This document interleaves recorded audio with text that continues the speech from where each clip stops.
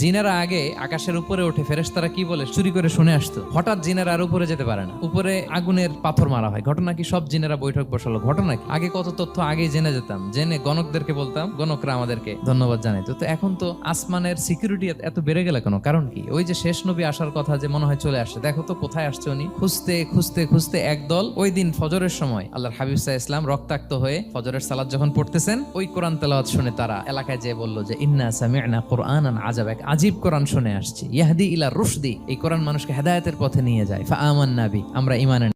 জিনেরা আগে আকাশের উপরে উঠে ফেরেশতারা কি বলে চুরি করে শুনে আসতো। হঠাৎ জিনেরা আর উপরে যেতে পারে না, উপরে আগুনের পাথর মারা হয়। ঘটনা কি? সব জিনেরা বৈঠক বসালো। ঘটনা কি? আগে কত তথ্য আগেই জেনে যেতাম, জেনে গণকদেরকে বলতাম, গণকরা আমাদেরকে ধন্যবাদ জানাইতো। তো এখন তো আসমানের সিকিউরিটি এত বেড়ে গেল কেন? কারণ কি? ওই যে শেষ নবী আসার কথা যে মনে হয় চলে আসছে, দেখো তো কোথায় আসছে উনি। খুঁজতে খুঁজতে খুঁজতে একদল ওই দিন ফজরের সময় আল্লাহর হাবিব সাল্লাল্লাহু আলাইহি ওয়াসাল্লাম রক্তাক্ত হয়ে ফজরের সালাত যখন পড়তেছেন, ওই কোরআন তেলাওয়াত শুনে তারা এলাকায় যেয়ে বলল যে ইন্না সামি'না কুরআনান আজাব, এক আজীব কোরআন শুনে আসছি, ইয়াহদি ইলা রুশদি, এই কোরআন মানুষকে হেদায়েতের পথে নিয়ে যায়। ফা আমান্না বি, আমরা ঈমান আনি।